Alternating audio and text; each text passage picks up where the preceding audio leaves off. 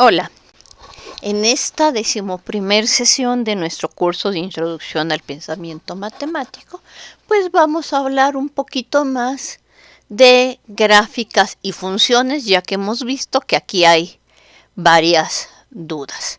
Entonces, empezamos con nuestra introducción. ¿Por qué trabajamos funciones? Bueno, porque es uno de los principales objetos a trabajar en la matemática. Unos son los conjuntos, otros son las funciones entre conjuntos.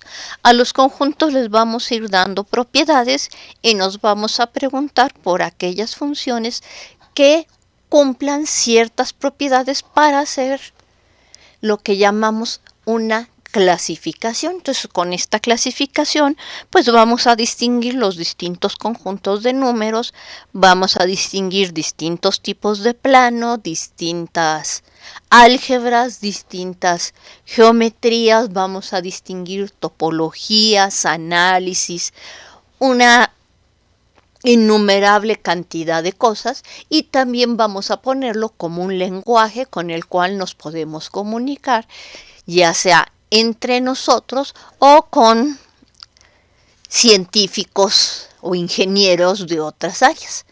Para efectos de este curso, pues vamos a tomar dos conjuntos X y Y vamos a estudiar funciones del conjunto X en el conjunto Y, donde X y Y son conjuntos de números y los números que conocemos hasta el momento de nuestros estudios previos, pues son los números naturales, los enteros, los racionales, los irracionales y los reales. Bueno, para representar una función tenemos distintos mecanismos. Podemos hablar de una función por medio de una descripción utilizando simplemente palabras, a través de una tabla de valores, por medio de una gráfica o como estamos acostumbrados usando una fórmula explícita. Por ejemplo, el volumen de un cubo depende de la longitud de una de sus aristas.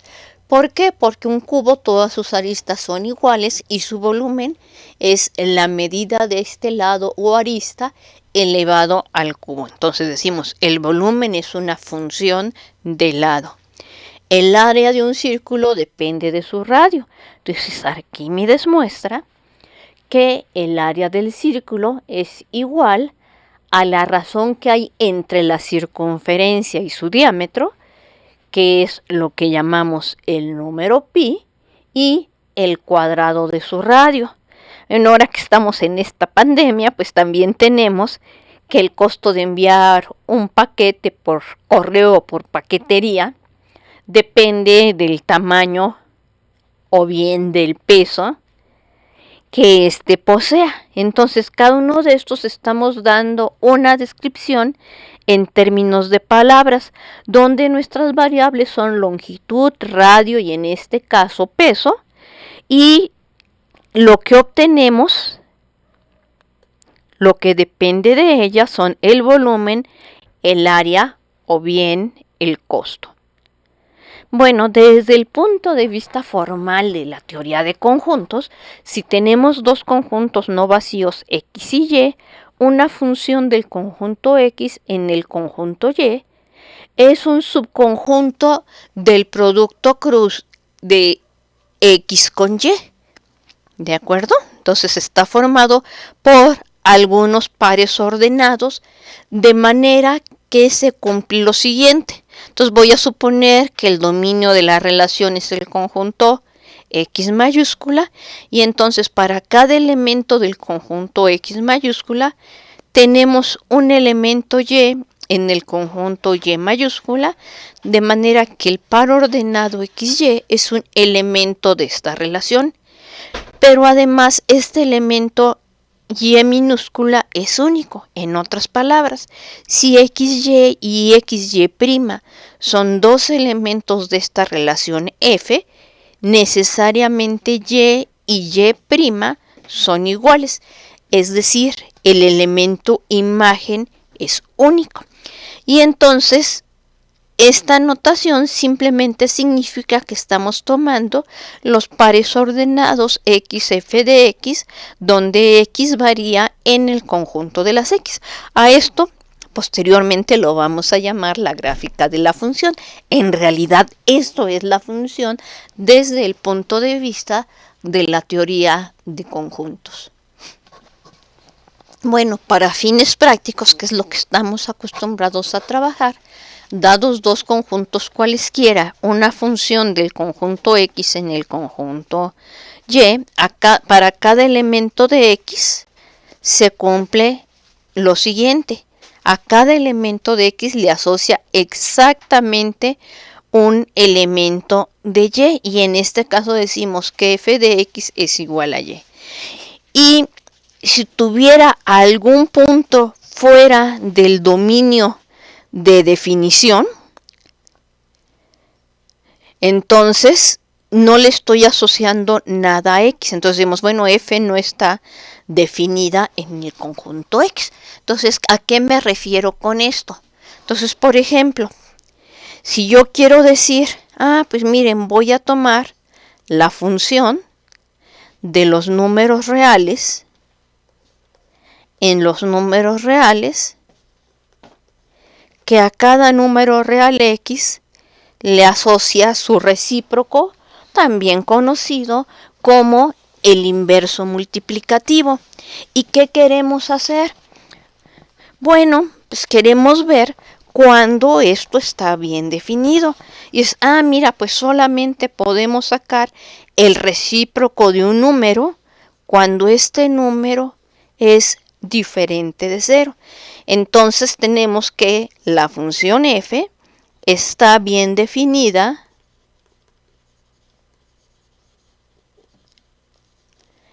si x es distinto de 0 y f no está definida si x toma el valor 0. Entonces, es a lo que nos referimos. Entonces, si lo quiero hacer desde el punto de vista formal, pues yo debería describir f, una función del conjunto de los números reales distinto del 0, en el conjunto de todos los números reales, que a cada elemento del dominio le asocia 1 entre x. Entonces aquí, en realidad, pues ya cambiamos de función. A esta vamos a ponerle f con un sombrerito arriba, porque tienen el mismo contradominio, tienen la misma regla de correspondencia, pero el dominio de la relación lo estamos poniendo distintos. Entonces estas dos relaciones son distintas. Esta sí está definida, f cachuchita está definida en todos los puntos de su dominio.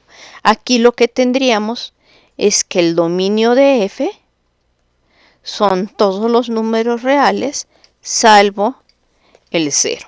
¿Ok? Entonces, así como en la sesión de hoy lunes cambiamos la imagen para que se convirtiera en suprayectiva, pues aquí podemos cambiar el dominio para que la función esté definida en todos los puntos de su dominio y no estar considerando casos adicionales. Otro ejemplo de este mismo estilo, nada más voy a correrlo.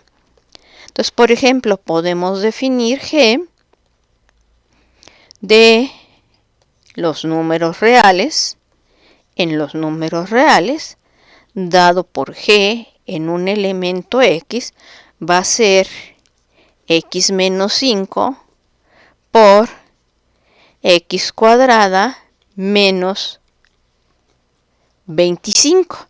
Bueno, sabemos que x cuadrada menos 25 es igual a 0 si y solo si x es 5 o bien x vale menos 5.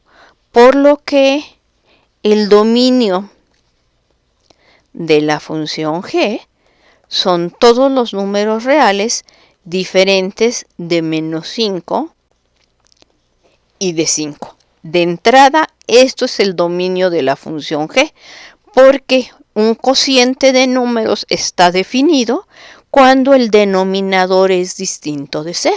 Entonces, este es el dominio de la función. Sin embargo, supongo que ya lo estarán viendo ustedes en la clase de cálculo, el dominio se puede agrandar. Entonces, esta función g minúscula puede extender, entonces se puede extender, vamos a redactarlo bien. Entonces se puede extender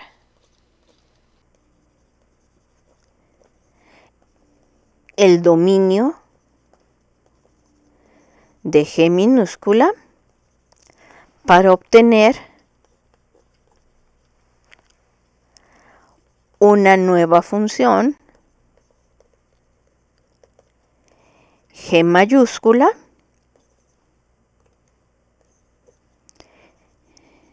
que tenga como dominio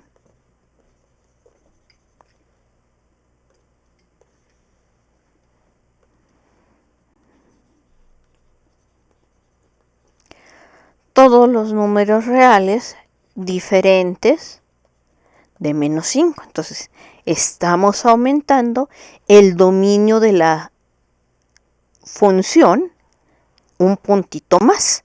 Entonces, ¿cómo definiríamos esto? Bueno, sabemos que x cuadrada menos 25 es un producto notable, ya que 25 es 5 al cuadrado. Entonces, esto se puede escribir como x menos 5 por x más 5. ¿De dónde? Obtenemos que nuestra función original, que es x menos 5 sobre x cuadrada menos 25, es lo mismo que x menos 5 sobre x menos 5 por x más 5. Entonces decimos, mira, pues para todos los valores x distintos de menos 5, esto va a ser 1 sobre x más 5. Entonces esto sería para x distinto de menos 5, porque en menos 5 esto me daría 1 entre 0, que es indeterminada. Entonces, ¿qué estamos haciendo? Entonces, extender el dominio de la función. Entonces, ya tenemos una función g mayúscula que va de todos los números reales distintos de menos 5 en todos los números reales, que a cada valor x le asocia 1 sobre x más 5. Entonces, ¿qué fue lo que hicimos? El conjunto de todos los números reales distintos de menos 5 está contenido en el conjunto de todos los reales distintos, contiene, lo dije al revés. Ok, empiezo de nuevo. El conjunto de todos los números reales distintos de menos 5 y de 5 está contenido, y entonces puedo dar la función inclusión, en el conjunto de todos los números reales distintos de menos 5. Del conjunto de todos los números reales distintos de menos 5 y de 5, al conjunto de los números reales, tenemos que está bien definida nuestra función g. Del conjunto de los números reales distintos de menos 5, tenemos que está bien definida la función g mayúscula. Y entonces, ¿qué es lo que hace esta parte de aquí? Entonces, esta parte de aquí me dice, si x es un número distinto de menos 5 o de 5, entonces a x lo vas a mandar a x menos 5 sobre x cuadrada menos 25. Con la inclusión, x viene a dar en el mismo valor x. No es la función identidad porque el dominio, que son los reales distintos de menos 5 y 5, y el contradominio, que son todos los reales distintos de menos 5, no son iguales. Para la identidad, dominio y contradominio tendrían que ser iguales. Entonces aquí estamos usando simplemente la función inclusión, y aquí estamos mandando este número x en el número 1 sobre x más 5. Pero de acuerdo con lo que vimos en productos notables, estas dos cantidades son iguales si x es diferente de más menos 5. ¿Ok? Entonces en este caso decimos el dominio de la función g se extiende, y solemos usar exactamente la misma notación, pero esto fue extender el dominio de definición, y entonces lo único que está haciendo g mayúscula en el número 5 lo está mandando a 1 sobre 25. Entonces veamos qué está haciendo usando el programa de GeoGebra. Entonces aquí tenemos este. Déjenme achicar este otro. Y ahora déjenme abrir el programa de GeoGebra. Y entonces decimos si condición, si x es diferente de 5 y de menos 5, entonces voy a poner si valor absoluto de x es diferente de 5, entonces vamos a tomar la función x menos 5 sobre x cuadrada menos 25, y no está reconociendo este símbolo. Déjenme buscarlo. Entonces x cuadrada menos, ahora me sobraron números, x cuadrada menos 25, cierro este paréntesis, y este símbolo no me lo reconoció. Déjenme buscar aquí abajito el símbolo ser diferentes. Entonces iguales, diferentes, aquí está. Y este símbolo lo quiero poner después del símbolo de valor absoluto. La función valor absoluto ya la discutimos el otro día. Entonces ya tenemos esto. Y aquí arriba, si se fijan ustedes, me está haciendo este dibujo. ¿Ok? Pero este dibujo aquí tiene un agujero en el punto menos 5.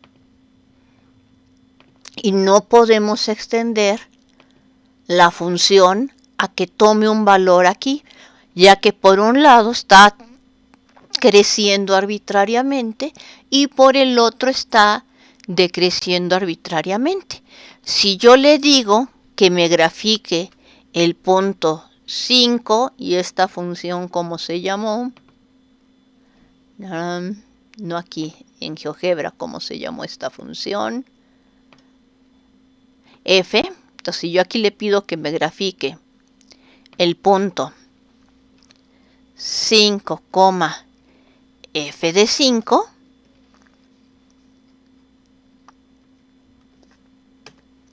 me dice, como pueden ver ustedes acá donde señala con el cursor, que el punto 5, f de 5 está indefinido.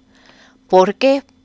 Porque ya dijimos que esto no está bien definido en el número 5. En cambio, si yo le digo, pues simplemente toma la función x menos 5 sobre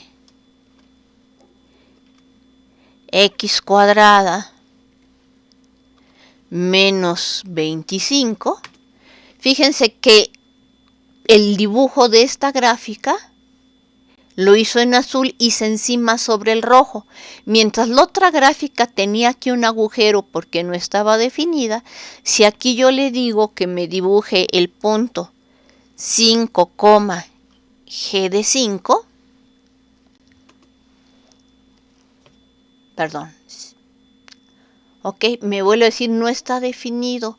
¿Por qué?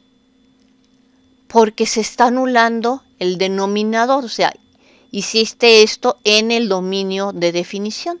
Entonces vamos a definir a la función h de x igual a 1 sobre x más 5.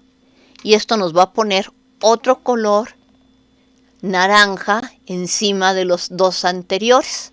Entonces, aquí nosotros dijimos, bueno, no se puede hacer si x vale 5 menos 5. Le dije a GeoGebra, ok, no te pongo condiciones, ¿qué pasa en 5? Me dice, mira, pues tampoco está definido porque en el denominador se anula. Dice, no puedo.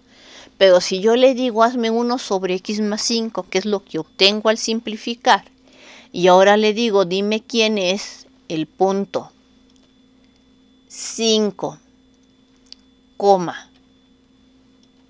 h evaluado en 5, fíjense, aquí ya me lo graficó. Me dice que obtengo el punto 5 de anchura, 1 de altura. Entonces, este es el punto que nos está dando nuestro programa. Entonces, no estaba definido de entrada en 5, pero tanto por la izquierda como por la derecha me estoy acercando exactamente a la misma altura. Y entonces, ¿qué podemos hacer? Pues podemos extender la función a que en 5 tome el valor 1. Entonces esta sería la función g mayúscula de hacia abajo, de hace un momento. Es la función que extiende a la función g minúscula al punto 5. Mientras que en el punto menos 5 no importa qué haga, o sea, no hay una forma natural de aproximarme a un número real por la izquierda y por la derecha. ¿Puedo extender la función? Sí. Sí la puedo extender asignándole un valor arbitrario, pero entonces no se estarían pegando bien los lados, ¿ok? Entonces no sería lo que en la clase de cálculo llaman una función continua. Entonces vamos a alejarnos. Entonces aquí ya nos alejamos y centramos de nuevo todo.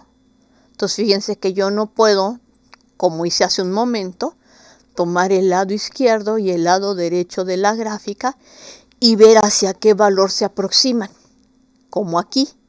Aquí se están alejando mucho, o sea, no puedo pegar bonito esto. Que la puedo definir por pedacitos, sí, por ejemplo, aquí podría decir yo al menos 5 asociale 0.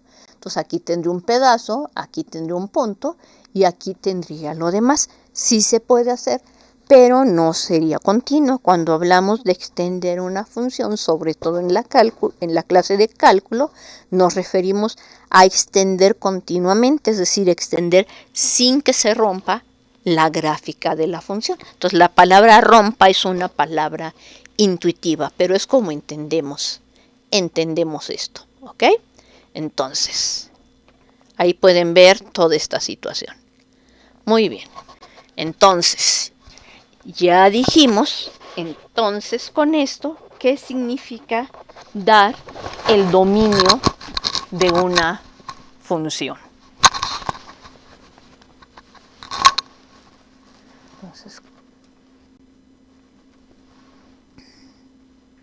Entonces, si A es el conjunto de puntos en donde la función está bien definida, A se llama el dominio de F, podemos escribir completo dominio de F o simplemente usar las siglas de subíndice F para indicar el dominio de la función. El conjunto en donde tomamos los valores se llama el contradominio de la función, ¿de acuerdo? y el conjunto de todos los puntos del contradominio que provienen de algún punto en el dominio se denomina el rango o bien la imagen de la función. Entonces aquí se puede escribir completo imagen, hay quien nada más pone la IM o hay quien pone F del conjunto X para indicar este conjunto que aquí he llamado B. El símbolo F dos puntos X rayita horizontal Y, bueno, flechita horizontal Y, se utiliza para indicar que F es una función cuyo dominio es X y contradominio es Y. Y también en lugar de decir Y igual a F de X, se usa también este símbolo X, una flechita con una rayita del lado de la X, F de X, para indicar que el elemento X va a dar en el elemento F de X bajo esta función. Bueno, es importante darse cuenta en todo momento que las propiedades de una función no solamente dependen de la regla de definición, dependen del dominio y del contradominio.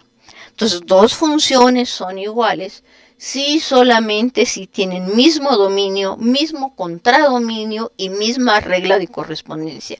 Cualquiera de estas cosas que no sea igual, las funciones ya no son iguales.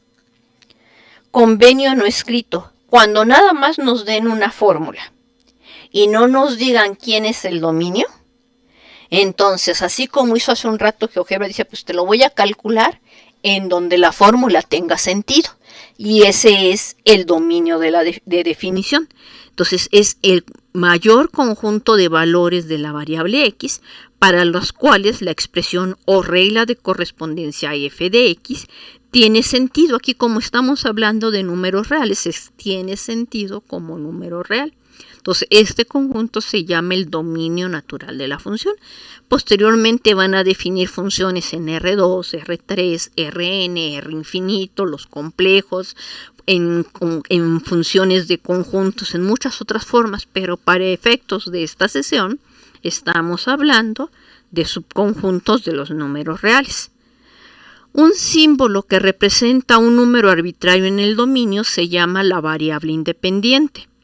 Un símbolo que representa un número en el rango o imagen de la función se denomina la variable dependiente. Bueno, el dominio natural de muchas funciones realvaluadas de variable real sucede que es un intervalo o una unión de intervalos, pero hay distintos tipos de intervalos. Entonces recuerdo, un subconjunto de los números reales se llama un intervalo siempre que dos números que estén en ese intervalo, todos los números que estén comprendidos entre ellos, también viven en el intervalo. En particular, el conjunto vacío y los números reales también los vamos a considerar como un intervalo. Entonces, si yo aquí estoy pensando que esta recta representa al conjunto de los números reales y estoy pensando que A y B viven en un intervalo I, significa esto que todos los números que estén comprendidos entre el elemento A y el elemento B también van a vivir en el intervalo I. Todos, sin que nos falte ninguno, todos estos elementos van a ser parte del intervalo. Y como les mencioné hace un momento, hay distintos tipos de intervalos. Hay unos que llamamos abiertos, cerrados, semiabiertos, semicerrados. ¿De acuerdo? Entonces, distintos tipos de intervalos. Ah, no borré esta R. Luego se pasa como basurita. Bueno, muy bien. Sigamos. Si tenemos dos números reales y suponemos que A es menor o igual que B, el intervalo abierto A, B se define como el conjunto de todos los números reales que son estrictamente mayores que A y estrictamente menores que B. ¿Sí? Entonces, si Hacemos esto, dibujamos aquí nuestra recta real, aquí el número A, acá el número B. Tanto A como B no forman parte del intervalo. Entonces, ya sea que yo lo indique así o que lo indique con un paréntesis redondo para decir que no son parte del intervalo. Pero todos los demás números que están entre ellos dos, entonces aquí los voy a indicar con una línea más gruesa, sí son parte del intervalo. Si A y B coinciden, pues no hay un número que sea mayor y menor que él al mismo tiempo. Entonces, por ejemplo, el intervalo abierto 1,1, pues estaría diciendo yo, oye, son todos los números reales, tales que 1 es menor que x y que x es menor que 1. Pero estas dos condiciones no se pueden dar simultáneamente. Si esta es verdadera, esta es falsa. Y si esta es verdadera, esta es falsa. Y si esta es verdadera, la otra es falsa. Entonces este conjunto se convierte en el conjunto vacío. Y así como puse 1,1, yo podría poner cualquier número A. Entonces, en este sentido, por esta razón permitimos que el conjunto vacío sea un intervalo. Y bueno, como aquí ya pedí que A fuera menor o igual que B, si yo pongo la notación 2,1, pues esto significa todos los números reales, tales que 2 es menor que x y x es menor que 1. Pero si 2 es mayor que x, como 2 es mayor que 1, y sabemos que si A es menor que B y B es menor que C, entonces A es menor que C, que es lo que llamamos la transitividad de la desigualdad, no es posible que x sea simultáneamente mayor que 2 y a la vez sea menor que 1. Entonces, este conjunto se convierte en el vacío. Entonces, el conjunto de los B, A, intervalo abierto de los números que están entre B y A, sería vacío si A es menor o igual que B.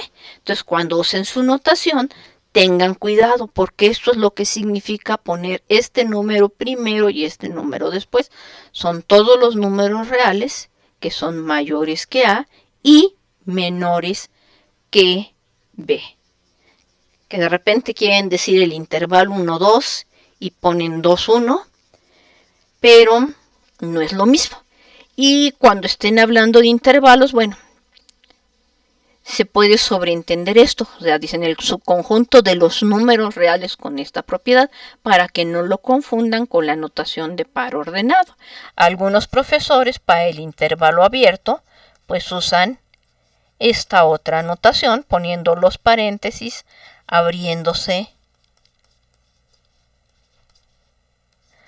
hacia afuera. ¿Ok? Entonces ya sea una notación o bien la otra. Nada más que no se me hagan bolas con cuál es cuál.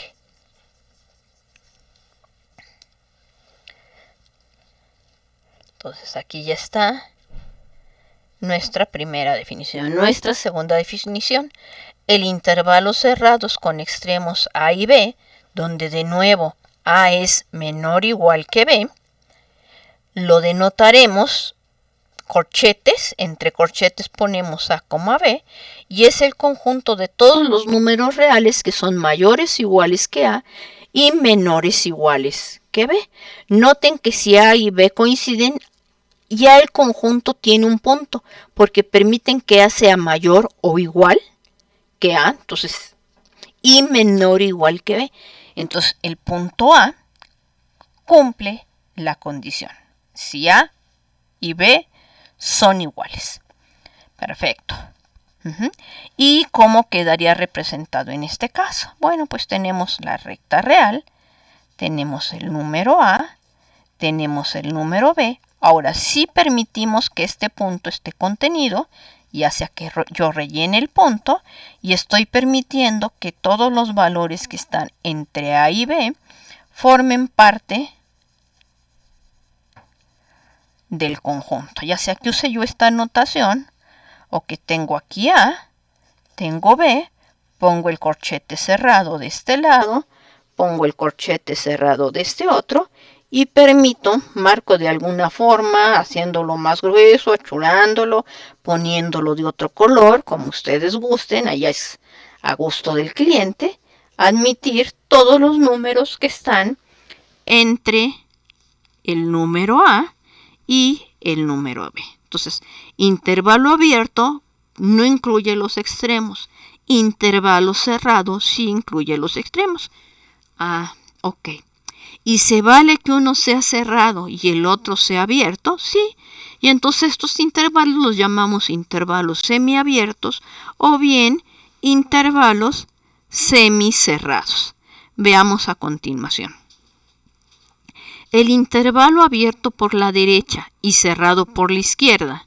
Entonces, cerrado por la izquierda, abierto por la derecha, A, B, donde A es menor o igual que B, es el conjunto de todos los números reales, tales que A es menor o igual que X y a su vez X menor que B. Y entonces, ¿qué estamos haciendo? Pues que si ahora tenemos la recta real con A menor o igual que B, entonces A mayor o igual que B estaría abierto y menor, del lado de A estamos diciendo es mayor o igual, sería cerrado. Del lado de B estamos diciendo que es estrictamente menor, sería abierto. Entonces lo podemos denotar de esta forma, como ya les dije. Lo pueden rellenar más grueso, lo pueden achurar, le pueden poner color para indicar este conjunto.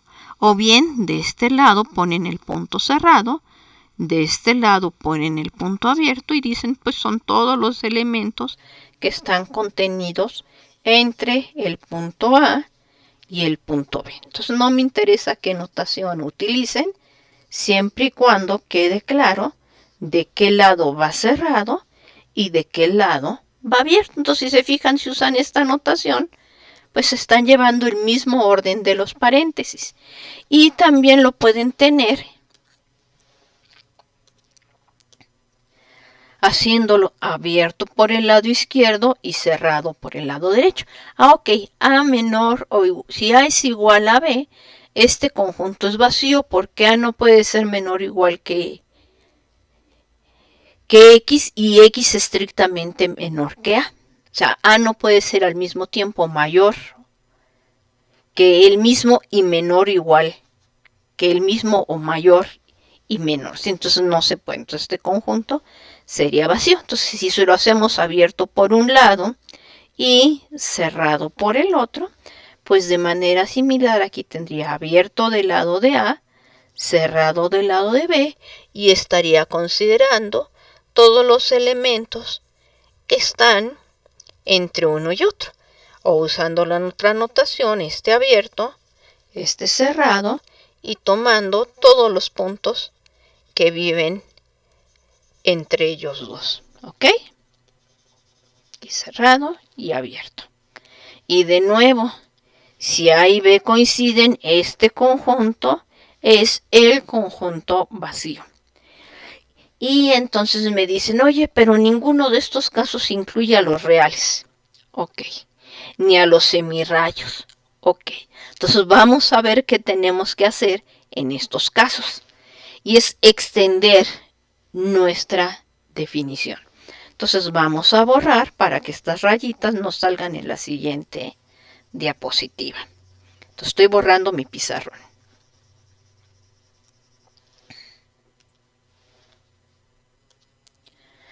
Entonces podemos definir las semirrectas abiertas o cerradas como sigue. Si A es un número real, aquí vamos a estar considerando. Si A es un número real, y acuérdense que infinito yo les dije que es un símbolo. Entonces, la semirrecta abierta por el lado izquierdo A como infinito son todos los números reales mayores que A. Cerrada son todos los números reales mayores o iguales que A. Entonces, ¿eso cómo lo ilustramos? Entonces, tengo la recta real.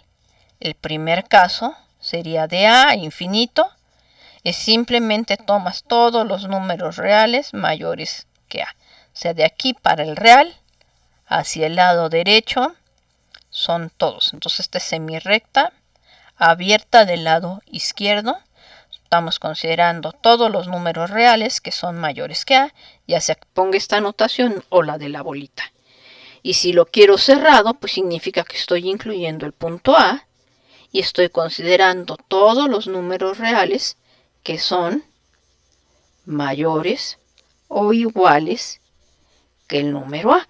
Y así como lo abrimos hacia un lado, lo podemos abrir hacia el otro. Y entonces, ¿qué dijimos? Bueno, ahora menos infinito es un símbolo que indica cualquier número estrictamente menor que A, donde A es cualquier número real. Entonces, menos infinito, A son todos los números reales menores estrictamente que A. Entonces, aquí tengo esto y aquí tenía el número A. Entonces, de aquí hacia el lado izquierdo, absolutamente todos los números, pero sin incluir A. Y si lo ponemos cerrado, del lado de A, pues significa que sí incluimos A y estamos considerando todos los números que son estrictamente menores que A. ¿De acuerdo? Entonces, estas son las semirrectas. Y en particular, todos los números reales, pues podemos utilizar la notación menos infinito, abierto, hasta infinito abierto. ¿Por qué los dejo abiertos? Porque el infinito no es un número real. Entonces, por eso se usa la notación de intervalo abierto. Acuérdense que cerrado significa que forma parte del conjunto. Y no pasa así en este caso, porque infinito y menos infinito simple y sencillamente son símbolos que indican mayor que cualquier número real, el caso de infinito, menor que cualquier número real, el caso de menos infinito. Entonces ya estamos dando más conjuntos con nombre propio, con notación propia. Los estamos llamando intervalos. Entonces, acuérdense, son símbolos, no son números. ¿Ok? Dos funciones son iguales cuando y solo cuando tienen mismo dominio, contradominio y regla de correspondencia. Lo que pasa es que a veces no es claro, no es evidente que dos funciones sean iguales por la forma en que definimos la regla. Entonces, por ejemplo, si consideramos la función de los reales en los reales, que a cada número x le asocia su cuadrado, esta es una función. Si consideramos la función de los reales en los reales, que a cada número le asocia su cuadrado, esta es otra función. Los dominios no coinciden, aunque tengan la misma regla de correspondencia y el mismo de contradominio. Vamos a ver qué nos está enseñando GeoGebra en este caso. Entonces, en este caso, vamos a borrar las anteriores. Borramos esta y el número A. Entonces vamos a poner primero la segunda función, que se llamaba G, y después la primera función, que se llama X. Entonces vamos a poner G de X, la función dada como siga. Si ponemos la condición, X es mayor que 0, dibujamos X elevada al cuadrado. Entonces, si se fijan, tenemos esta grafiquita que aparece aquí. Todo número lo estamos elevando al cuadrado. No me interesa si es real, entero, positivo, irracional, tomamos cualquier número y lo elevamos al cuadrado y nos dibuja este pedacito de parábola. En cambio, que abre hacia arriba, pero es nada más un pedacito, una rama de la parábola. Si yo tomo x cuadrada, su gráfica ya es toda la parábola. Contiene propiamente a la anterior. Entonces la función f está extendiendo de manera natural a la función g para todos los números reales. Pero fíjense un detalle. Aquí, elementos distintos, sus cuadrados son distintos. Entonces, esta función es inyectiva. Su imagen son todos los números reales positivos. ¿De acuerdo? Estas son dos propiedades que tiene esta función. Vamos a escribirlas. Entonces, aquí escribimos. Entonces, el dominio de G, como la puse aquí en GeoGebra, son todos los números reales. Como un backslash. X en los reales, tales que X es un número positivo. ¿Por qué? Simple y sencillamente porque así lo definimos. Entonces, esto es el conjunto que me está determinando el dominio de G. Me falta un espacio, denme un momento, porque si no, no se distingue qué dice esto. Entonces, el dominio de G. Entonces ya se separó. Entonces ya se distingue ahora sí qué es lo que estamos diciendo y vamos a ponerlo entre paréntesis para hacer más énfasis con esto. Y noten ustedes que aunque pusimos como contradominio todos los números reales, este conjunto no coincidió con su imagen. Los únicos puntos que provienen de alguien son los números reales positivos. Entonces la imagen o rango de f, de la función g, entonces la imagen de la función g son todos los números reales positivos. Entonces, son todos los x en los números reales, tales que x es un número positivo.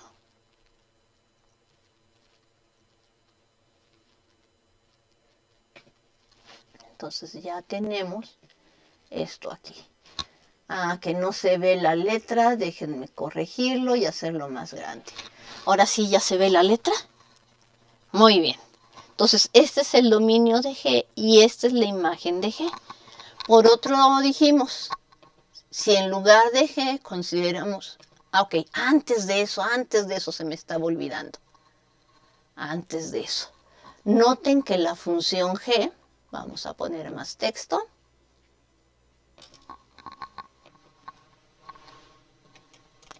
Es una función inyectiva, pero no suprayectiva.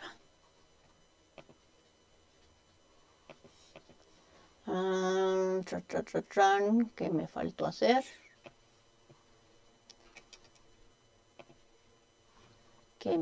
hacer? ¿Qué me faltó hacer? Decirle que no era fórmula de LaTeX. No es fórmula de LaTeX.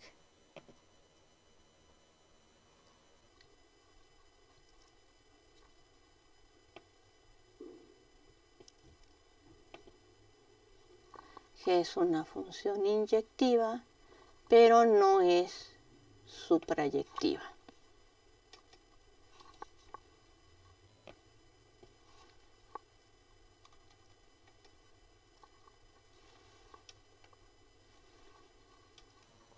Ok, entonces, ya que si tomamos dos números reales y los elevamos distintos y los elevamos al cuadrado, sus cuadrados son distintos. Muy bien, entonces esto es una parte. Ahora, fíjense en esta otra función. Esta otra función, su dominio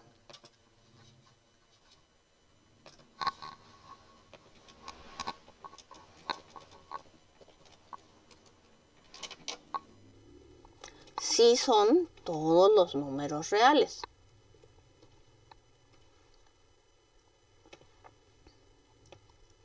Su imagen o rango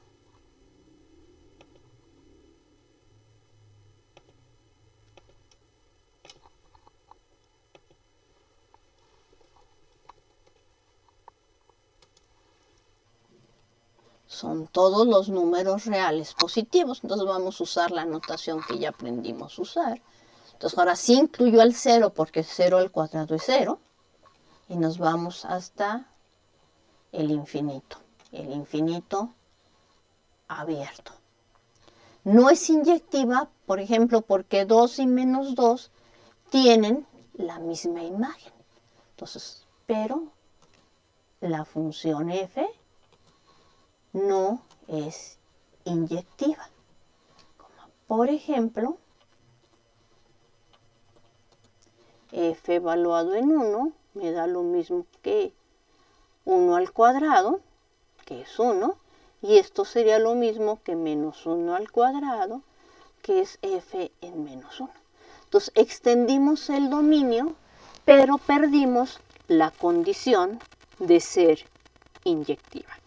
Entonces a veces sí podemos extenderlo y que se siga viendo bonito, que siga siendo continua la gráfica, pero podemos perder propiedades. Aquí, ¿qué fue lo que pasó en el caso de la función g? En el caso de la función g, era inyectiva, no era suprayectiva.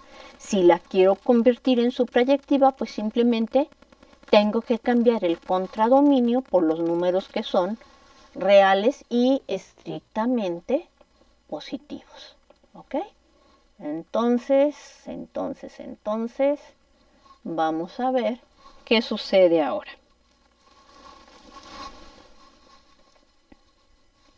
La siguiente función es muy simpática.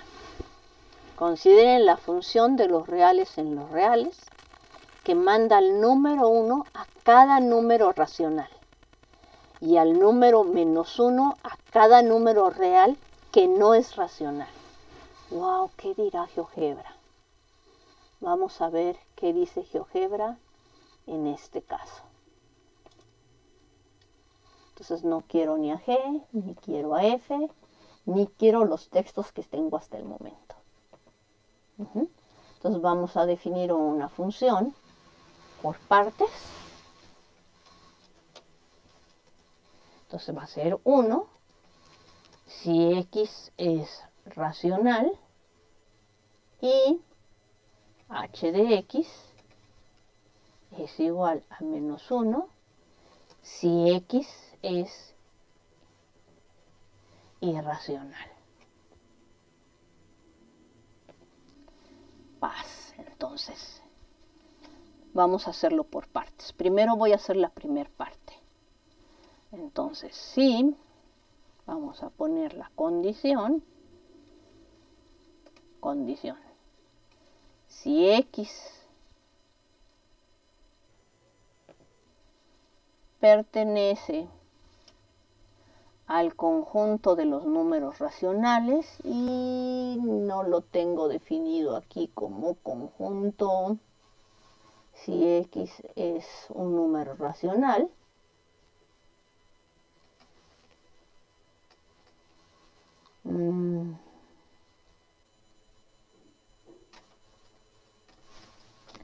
a ver si me deja hacer esto.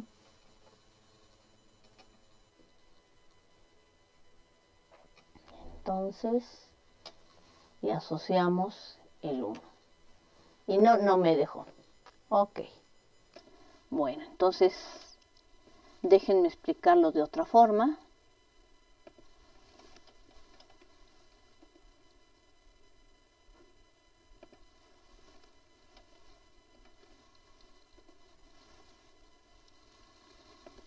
básicamente esto se va a ver como si yo tuviera dos líneas paralelas. Pero aquí, esta línea, hagan de cuenta que es un hueso con osteoporosis, porque tiene muchísimos agujeros. ¿Y qué quiero decir con eso de que tiene muchos agujeros? Por ejemplo, en el 0, si está definido y me da 1. En un medio está definido y me da 1. En un cuarto está definido y me da 1, y así en cada una de sus mitades. Pero entre cada uno de estos hay un número irracional. Entonces, por ejemplo, aquí tengo el número 1 sobre pi, también tengo el número 1 sobre raíz de 2, y tengo un montón de irracionales. Entonces, en los irracionales se viene para acá abajo. Entonces, todos los irracionales, pero entre esos irracionales hay racionales, entre estos racionales hay irracionales. Por tal razón les digo que esto se ve realmente como si fuera un huesito con osteoporosis. Es la comparación, sí, muy tosca que se me ocurre en este momento, pero realmente esta de aquí se va a ver, edición,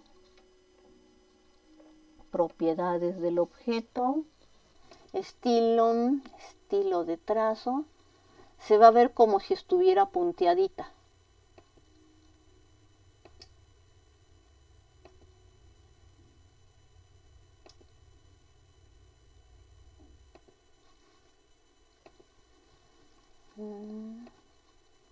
Con muchísimos huequitos por ahí.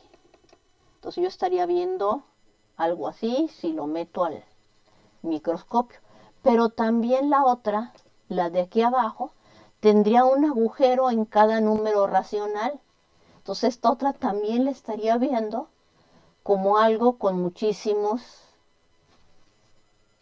agujeros. Déjenme mostrar más o menos cuál sería la idea. Entonces aquí también yo tendría muchísimos agujeros en la de aquí abajo. ¿Y dónde está? La parte de abajo tiene agujeros en cada pareja, donde el primero es un número irracional, su imagen sería -1, pero en cualquier racional la línea de abajo tiene agujeros y la línea de arriba tiene agujeros en cada número irracional. Entonces esta está agujerada en la primera coordenada o primera componente racional. Esta está agujerada cada vez que tengo la primer componente irracional. Entonces es un ejemplo de una función que nunca es continua, nunca. Dicen ustedes, ay, qué feo, sí queríamos funciones por partes, pero no tan fea. Ok, bueno, solo es un ejemplo. Hay realmente ejemplos muy simpáticos y mucho más bonitos, dependiendo de lo que consideren bonito, en esta parte de álgebra, de funciones.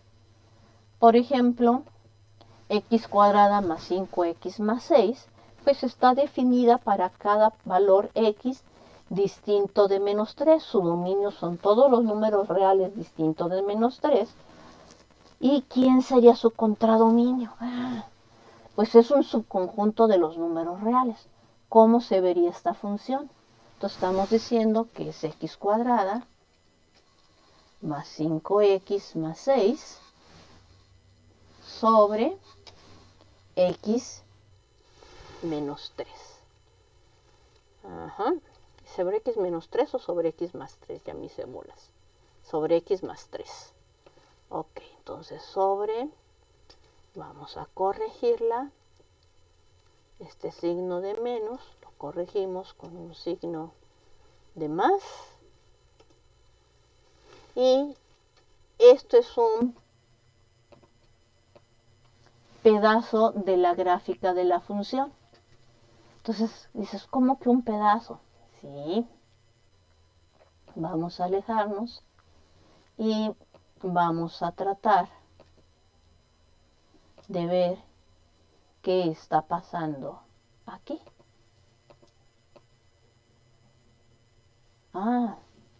Allá es otro pedazo. x cuadrada más 5x más 6 sobre x más 3. Si se fijan para aquí en 0, parece que ahí no funciona bien, si es que la copié bien. X cuadrada, es que puse sobre x, debí de haber puesto sobre x más 3. Déjenme ver, entonces puse sobre x, dejen mira básico, de nuevo marco esta función.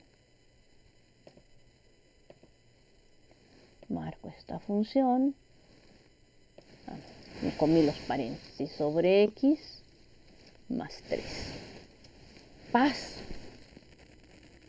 Se parece un pedazo de línea recta, ¿verdad? ¿De dónde viene el hecho de que esta cosa parezca un pedazo de línea recta? Entonces, bueno, el dominio de esta función, que se llama, ya ni me acuerdo cómo se llama, Q.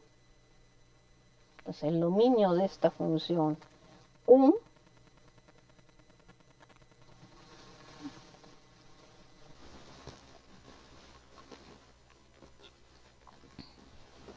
son todos los números reales diferentes de menos 3.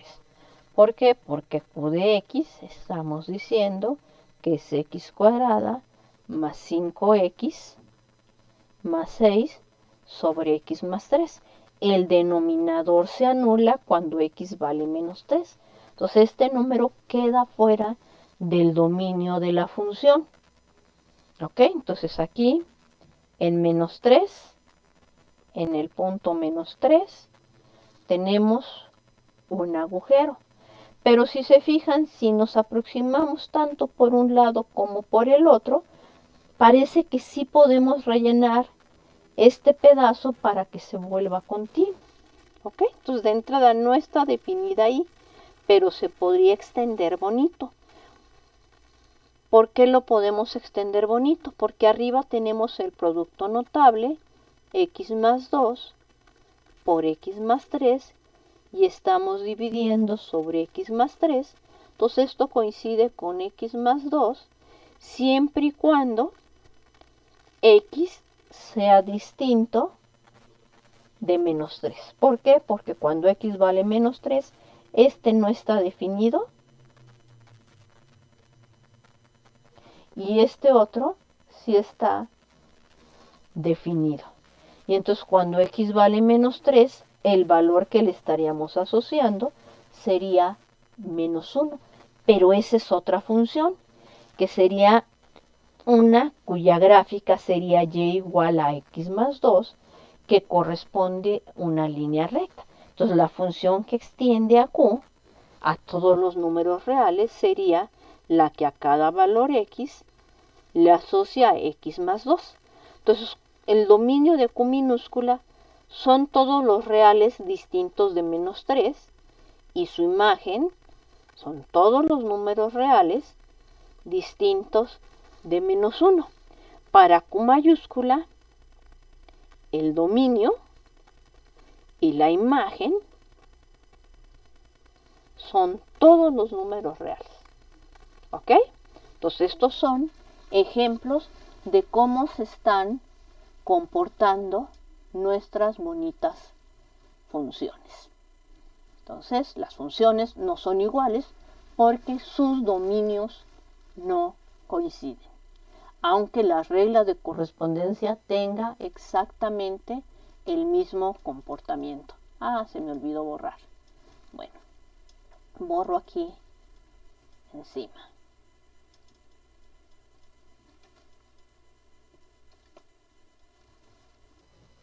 Si se fijan, GeoGebra es muy cómodo, grafica mucho mejor que yo. Entonces aquí finalmente pusimos la función P, que en GeoGebra se llamó Q mayúscula, que extiende a la función Q minúscula. Entonces, si se fijan, pues ya pusimos una buena cantidad de ejemplitos de funciones. Y luego podríamos hacer más cosas. Las podemos sumar, las podemos multiplicar por un escalar, las podemos multiplicar o dividir y las podemos componer. Pero vamos a dejar eso para la sesión del jueves. Hasta luego.